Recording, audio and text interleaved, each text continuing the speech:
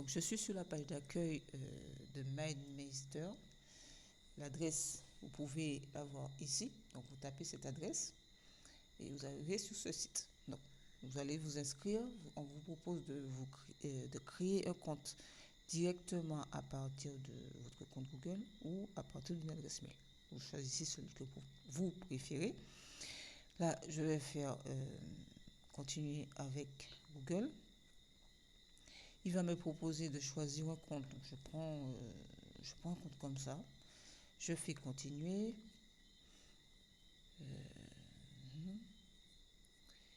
Il vous demande d'accepter les conditions générales d'utilisation. Je pense que ça seulement suffit. Pas besoin d'accepter de recevoir l'actualité. On fait continuer.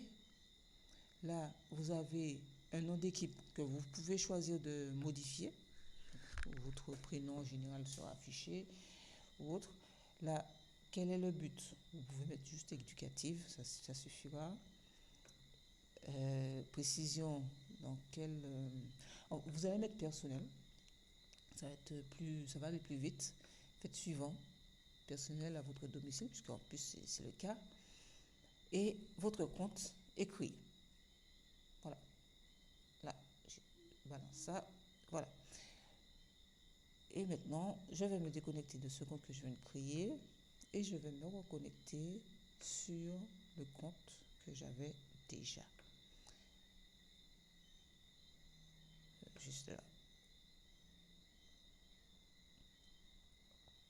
Donc voilà, je suis sur le compte, sur mon compte MindMeister et vous avez une interface assez simple où vous pouvez voir les cartes que vous avez créées, les récentes cartes utilisées, vos favoris, si vous avez mis un favori, les cartes publiques et ce que vous avez mis à la corbeille.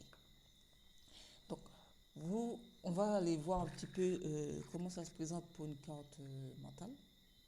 Ici, je ne vais pas voir toutes les possibilités parce qu'il y a la possibilité de faire des organigrammes, tout que c'est intéressant. On va faire peut-être une visite rapide. Mais par exemple, je fais carte mentale qui va me donner, il va fonctionner à partir du modèle. Tout est lié, pensez rapidement aux outils et les autres. Ok. Donc, ici, on me montre un petit peu l'exemple. Vous pouvez voir un petit peu l'exemple. Vous avez un point central ici et des points, des sous-parties pour pouvoir développer. Donc là, je vais fermer. Donc, dans l'exemple, dans le modèle qui est proposé, donc j'ai mon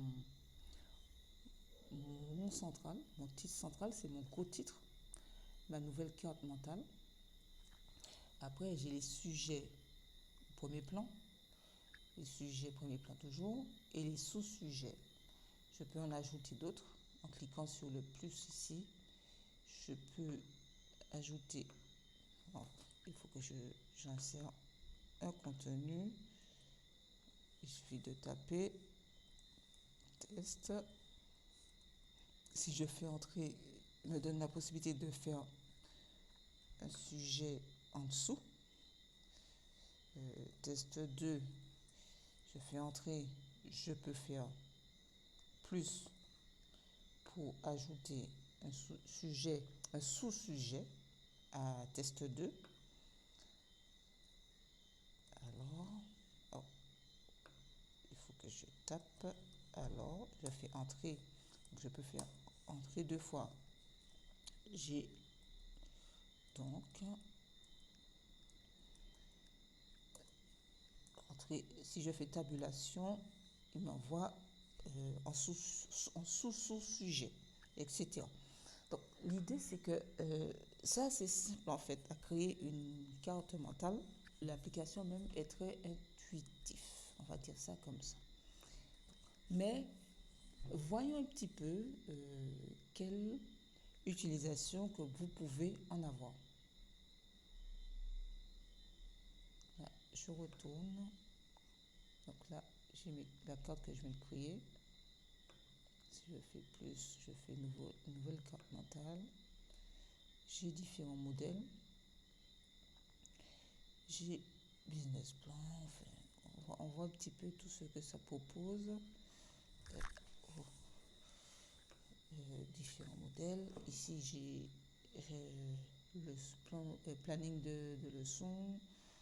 On peut imaginer un petit peu faire différentes activités avec la carte mentale.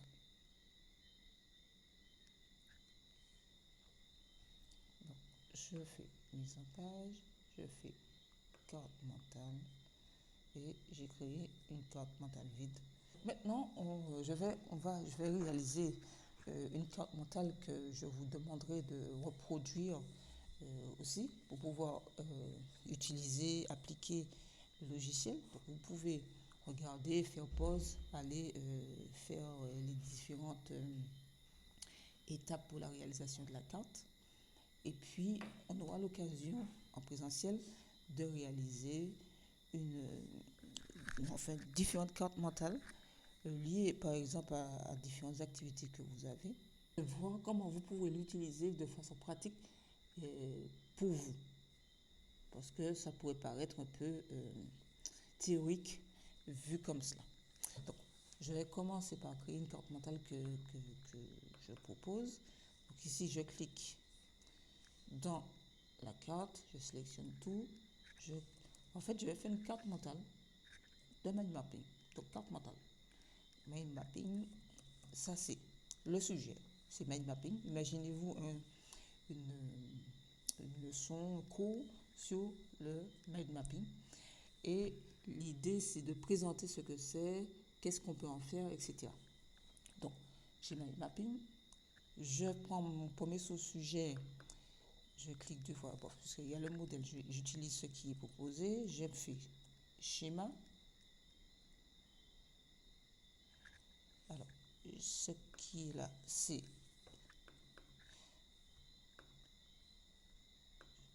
On va faire un schéma qui parle, on sélectionne, je fais un CTRL A, je clique 2 fois dans la bulle, enfin sur le texte de la bulle. Et si ça n'a pas sélectionné, je fais CTRL A, commande A pour Mac. Et je peux taper mon texte qui remplace celui qui était déjà là. Mind mapping. Ça c'est. Je peux déplacer un petit peu avec la souris pour centrer un petit peu. Deuxième sous-sujet. Exemple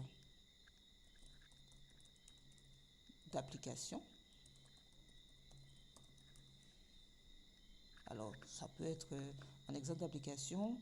Je sélectionne, je mets synthèse de chapitre.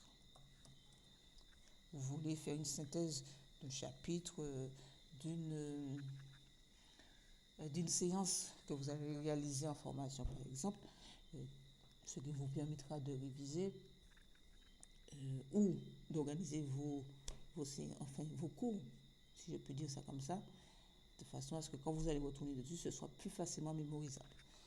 Ça, c'est par exemple une application, exemple d'application. Donc, ici, je retourne, je clique ici. Si je fais entrer, il me propose en dessous, je fais point de vigilance. Je fais tabulation, la touche tabulation de mon clavier.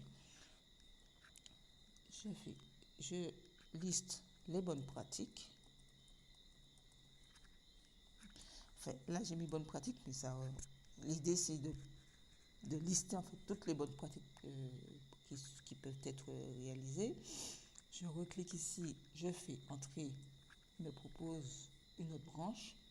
Je fais pour l'utiliser. Je fais entrer, je fais tabulation en sous-partie, Mind Modo. Donc c'est un autre logiciel Modomo. Mind Modomo. de mind mapping. Je mets aussi master, celui qu'on est en train d'utiliser. Je mets Xmind, encore un autre logiciel pour l'utiliser, pour pouvoir créer des mind maps. Donc, j'ai proposé 3 solutions. Je reviens ici. Si je clique sur le point central, je fais tabulation. Il me crée aussi une bulle liée au point central. Là, je vais faire un tiret du mind mapping. Je fais tabulation pour faire en sous-partie. Je mets conception de cours. Je fais entrer 2 fois pour faire sous-partie au même niveau. Prise de notes, par exemple. Encore entrer 2 fois pour le même niveau. Exploration, excusez-moi. Entrer 2 fois. Je fais résumé et synthèse. Voilà. Là, j'ai 3 intérêts pour utiliser un système de mind mapping. Donc là, c'est bon. Je vais aller créer encore, en cliquant sur le point central, tabulation, encore une autre branche et je crée la branche présentation que je vais plus créer au tout début puisque c'est la première étape de cours en général. Et là, je marque, par exemple, origine, qui est à l'origine de ce concept. Je fais entrer pour faire... Le gars, il s'appelle Tony Buzan. C'est un gars, vous pouvez trouver... En fait, il y a de super livres sur le mind mapping que vous pouvez utiliser, que vous pouvez trouver à la librairie, ou si vous préférez la lecture sur tablette, c'est possible aussi. Après, je retourne à ce niveau. Je fais tabulation pour le... Non. Je fais au même niveau que origine. Si je vais au même niveau qu'origine, je fais entrer. Donc, je peux avoir une bulle au même niveau qu'origine. Donc, je fais définition. Donc, c'est une définition par rapport à la présentation. Je fais tabulation pour avoir une sous-partie. Représentation. Arborescente des idées. Je fais entrer. Je retourne encore la définition. Je fais entrer. Et je mets facilite. Je fais tabulation. La compréhension.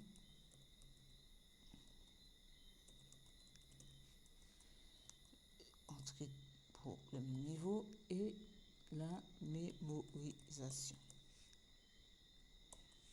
Donc là, j'ai un petit peu fait, j'ai fait un mind mapping sur le mind mapping.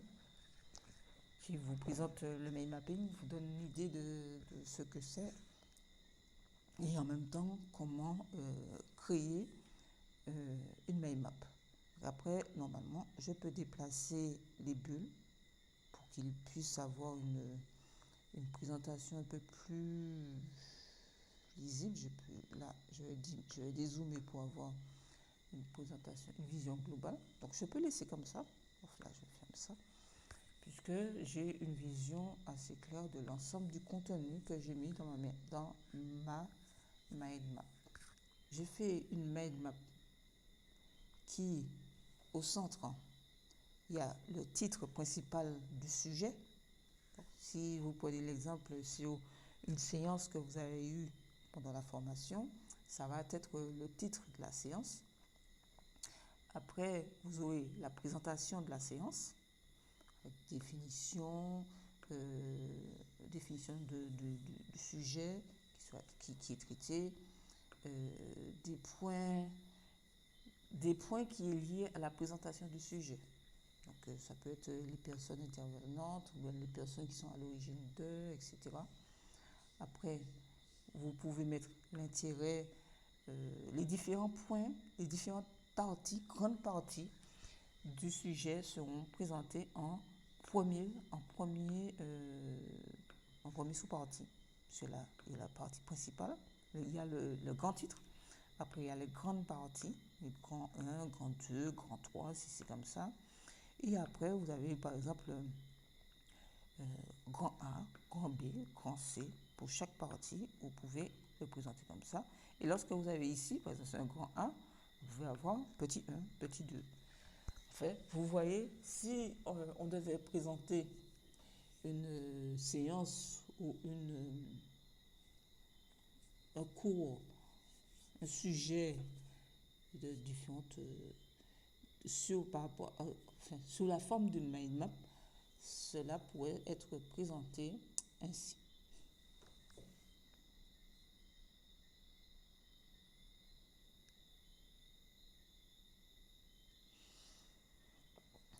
Donc, qu'est-ce qui est intéressant à retenir dans le concept de la mind map, c'est que cela vous permet de synthétiser des sujets de façon visuelle. C'est premièrement cela. Aujourd'hui, c'est quelque chose qu'on arrive à enseigner aux élèves, collège, lycée, pour les aider à mémoriser leur cours. Donc c'est pratique pour pouvoir synthétiser des sujets qui sont parfois très complexes. Moi, je me rappelle que quand j'étais en études, une formatrice nous avait dit qu'elle avait appris, elle avait retenu quasiment tout le référentiel de la formation, puis c'était un BTS. Je ne sais pas si vous savez, le référentiel doit faire 300 pages. Elle pouvait expliquer, dire tout ce qu'il y avait dans le référentiel parce qu'elle avait fait une mind map du contenu du référentiel. Donc elle était devenue incollable. Donc ça montre bien que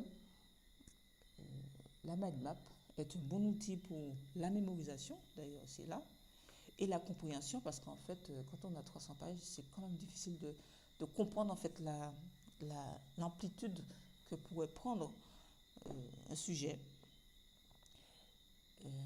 Et là, c'était un bon exemple pour vous montrer ce qui était possible de faire avec la mind map. Disons qu'une mind map, là j'ai montré une mind map, j'ai réalisé la mind map avec du contenu. C'était une mind map qui était déjà créée, donc j'ai juste reproduit cette mind map. Mais si vous devez créer une mind map à partir d'un texte, d'un non-texte, il est clair que vous devez choisir des mots-clés. Ne mettez pas, par exemple, des phrases entières, évitez en tout cas, des phrases entières, des paragraphes, parce que vous n'allez pas pouvoir retenir ces longs contenus. C'est vraiment des mots-clés, c'est vraiment des mots marquants qui vous permettront de favoriser la mémorisation. Un grand inconvénient que je trouve avec les mind maps, surtout électroniques, qui sont réalisées sur les applications ainsi, c'est que quand ce sont de grandes mind maps avec beaucoup de contenu, on ne peut pas les imprimer de façon lisible. Ils vont être imprimés et les caractères seront tellement petits qu'ils sont illisibles, à moins que d'arriver à les imprimer sur du 4x3. Et encore, j'ai l'impression que parfois, ce soit encore lisible. Donc, quand on fait des mind maps de façon électronique, souvent, c'est pour rester en version informatique. Ça peut arriver que vous fassiez des mind maps sur papier, donc le même concept avec le cercle au milieu, avec un titre, les sous-parties avec des mots-clés, les sous-parties avec encore des mots-clés, et que vous pouvez réussir à mettre dans votre A4, mais ça va être une version informatisée, une version papier, qu'après vous pouvez scanner, machin. Mais si on veut rester sur le côté électronique, en plus pouvoir partager, parfois même pouvoir échanger avec des collaborateurs qu'ils modifient, parce qu'il y a des mind maps collaboratifs. Il est quand même indispensable de passer par des applications, mais de savoir que ce ne sera pas toujours imprimable. Là, ça reste une mind map qui devait être imprimable. Si je teste, par exemple, partager, là, je peux juste faire le partage. Si je fais ça, est-ce qu'il me propose l'impression? Il ne me propose pas l'impression. Mise en page. Voilà. Je peux juste changer la mise en page, etc. Donc, non. Bon, après, c'est intéressant de voir qu'il me propose quand même la possibilité de faire des projections. Et là, j'ai un petit peu le modèle qu'il me propose. Alors, si j'utilise projection, donc là, je fais diapo suivante. Donc, il passe à la diapo, à la première. Hein. Donc, ça veut dire qu'il faudra bien choisir où est-ce que vous placez vos points pour qu'ils puissent prendre en compte les bonnes bulles. Donc, suivante. Donc, si vous devez faire une présentation à partir d'une line-up, ce qui peut être très intéressant, ça peut être dynamique en plus, c'est de passer par ce système avec les diapos où vous pouvez, donc si vous avez des sous-parties, vous imaginez que ça va aller dans chaque sous-partie.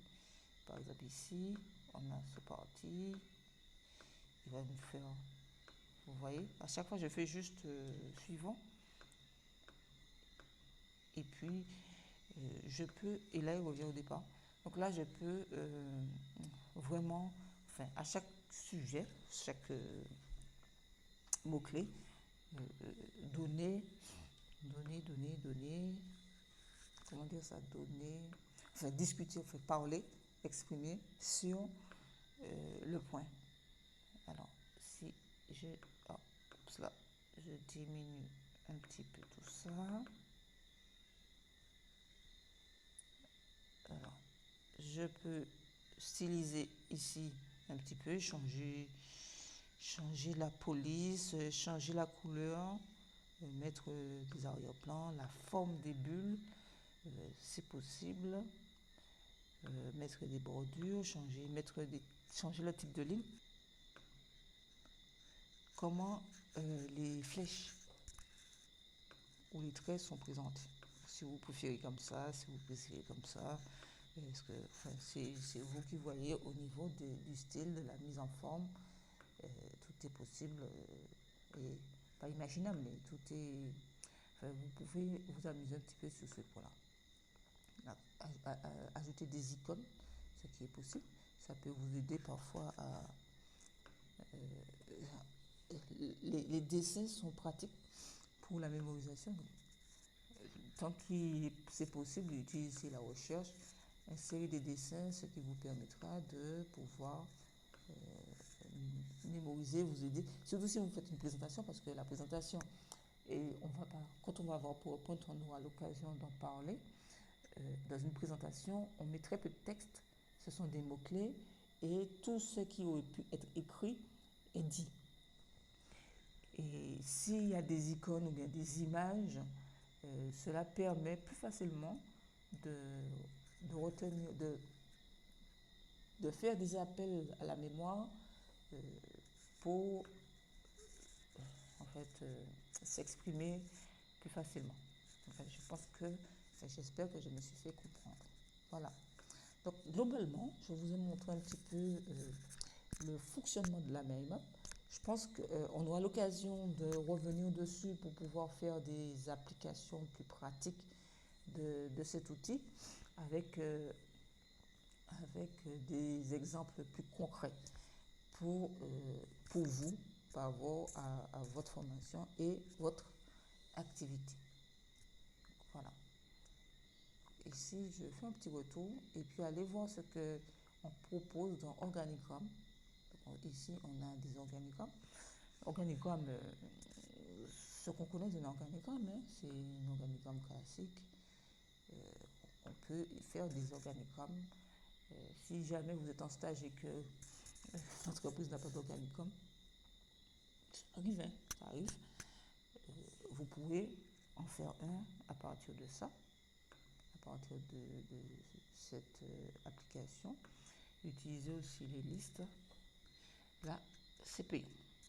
Au moins, on le sait. Peut-être plus tard, on va dire ça. Mais en tout cas, vous pouvez utiliser l'organicum et les cartes mentales gratuitement. Ce qui est déjà pas mal. J'espère que ça, c'est clair. Et puis, je vous invite à reproduire la mind map que j'ai réalisée ici afin que vous puissiez vous exercer, découvrir le logiciel, comment l'utiliser, qu'est-ce que vous voulez faire avec. Je vous invite à tester un petit peu les outils pour voir ce que ça donne. N'ayez pas peur, même si ça bug un peu. Non, ça bug pas. Mais l'idée, c'est de tester, pour voir, etc. Et puis, n'hésitez pas si vous avez des questions. Merci.